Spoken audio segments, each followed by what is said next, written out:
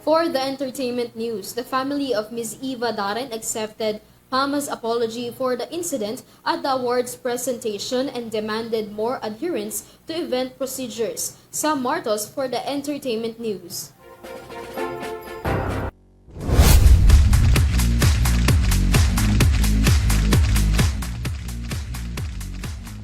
After Pamas apologized to the veteran actress Miss Eva Darren for the apparent misunderstanding during the award ceremony, the actress family released another statement to clarify some issues while accepting the apology from Pamas.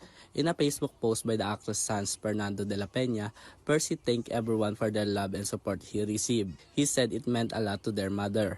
As a child, he witnessed how Miss Eva cherished her trophy received from Pamas in 1969, hence their respect for the award-giving body.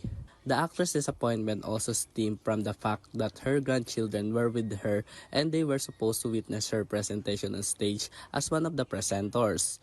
De La Peña also clarified that such an event was not controlled by Mr. Terzo Cruz III, who should be the partner of her mother as well as the PR officer of Pamas, so they should not be implicated.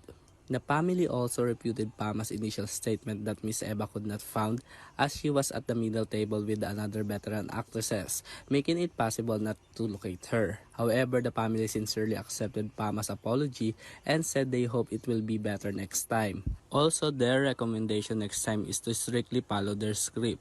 This is Amartas for Euro TV Showbiz News.